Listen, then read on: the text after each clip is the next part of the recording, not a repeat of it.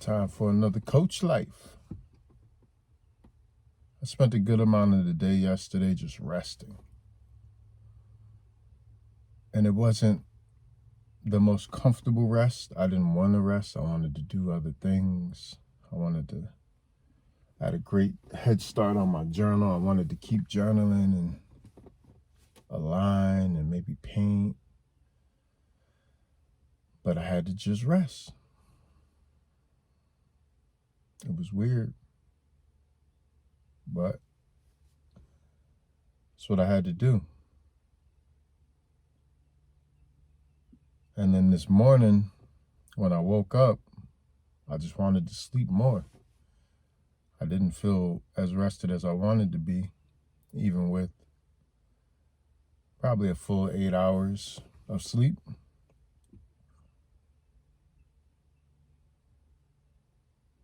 And I was somehow still in a rush, even though I woke up on time. And it was around 7 o'clock when I was ready to leave the house, right? And then I remembered, I didn't do my prayers. I didn't do my morning meditation. At this point, I think praying and meditating is the same thing. But I had a little decision to make. See, I usually like to leave the house around 7:07, 7:10. If I'm leaving at 7:12, 7:13, I feel like I'm late. 7:20, I know I'm late, but I'm not actually late in real people time. I have a thing with time. Don't judge me.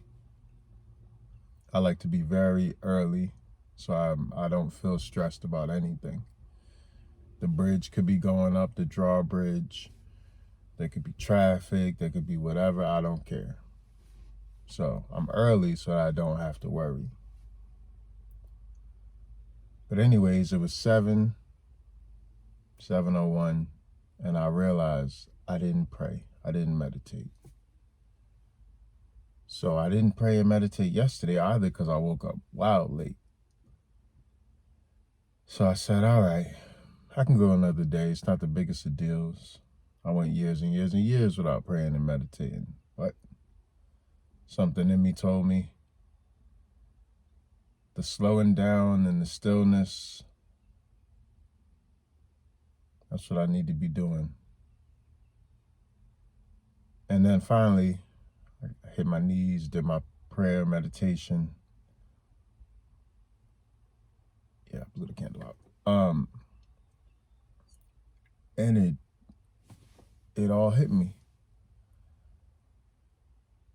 When you're speaking your truth, like when you're actually speaking your truth, at a level maybe it's not a new level, but when you're speaking your truth, when you feel that nervous energy of this is truth coming out, that's a whole different source. It's an entirely different you. And so to connect with that energy that creates universes, and then to disconnect from it for whatever reason, just that transition is probably more than a marathon. Just transitioning from connected to disconnected for whatever reason. So I realized why I was so tired as I was meditating. I realized why I was so fatigued. Now, you can put a lot of things on top of that, helping other people out, healing, trying to, check the boxes of the day. But all of that pales in comparison to being connected to your truest self and then disconnecting or reconnecting. If you can imagine, I don't know if you've ever seen like massive amounts of flowing water, like rivers, things like that. Actually, I don't know if I've ever seen that. I'm used to the ocean, but not like flowing rivers and stuff like that. I'm sure I have. Yeah, the Connecticut River. Yeah. So when you see a large body of water moving at speed, it's just something about it is overwhelming. It's like, whoa, if I jumped into that, I'd be wherever that's going, that's where I would be. It's the same thing. You try to jump in for a quick dip. Don't work like that. And so in this eclipse portal, you will have some of that.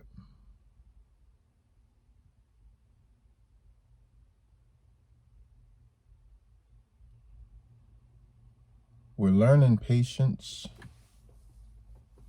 by being immersed in impatience. We're learning health by being surrounded by the unhealthy. We're learning peace by being confronted with war. You see, real learning happens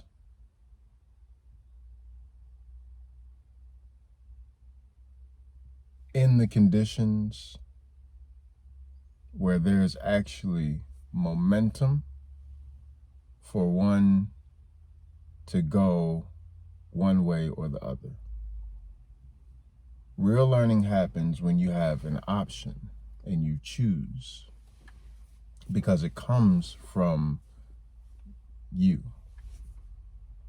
Real learning does not happen by somebody just giving you a packet of information. The real learning happens when you have the choice and you choose, because if you choose A and it feels like the wrong choice, it will feel like the wrong choice. Therefore, you can pivot off your feeling. You can still use your internal compass. If you choose B and it feels like the right choice, you can trust the feeling that it was the right choice. Therefore, you have a clear sense of, oh, I'm building an idea of myself. Even if you end up just using it as scaffolding and completely, you love broccoli, you hate broccoli. It's all experience. You're learning. But if you don't have the choice, then you just form a superficial bond with the information. You can't amalgamate what you've learned and then turn it into, say, like from information into knowledge into wisdom. You can't get alchemical with it because it's like kind of shallow. So I guess all the resting was for, it's funny because Bugs texted me and he was like excited for this thing tomorrow, which is today, and it's about racial equity and helping white folks understand something they should have understood a long time ago. And I was immediately offended by the text when I got it. I was like, excited? Like, we've been doing this work for a long time. And then I realized once I called him to check in, he was laughing. He was completely joking. Like it was sarcasm. But from, if I haven't already said this, from a face-to-face communication to a voice-to-voice communication to, a ones and zeros digital letter communication, so much gets lost in translation. I couldn't pick up sarcasm in the text. I might have been able to pick it up in his voice. Yeah, I'm pretty sure I would have. But the reason why one is stronger than the other is because of resonance. How many times does the meaning resonate? When you have a face-to-face voice, you have so many layers of resonance. You can read the language without language. You can hear the actual language. You can hear the resonance of the voice. You can see the meaning. Anyways, Coachlife for today shouldn't be that long, but it's important, people. When your body tells you to rest, you're not sure what you're going through. Make sure you rest, okay? Ciao.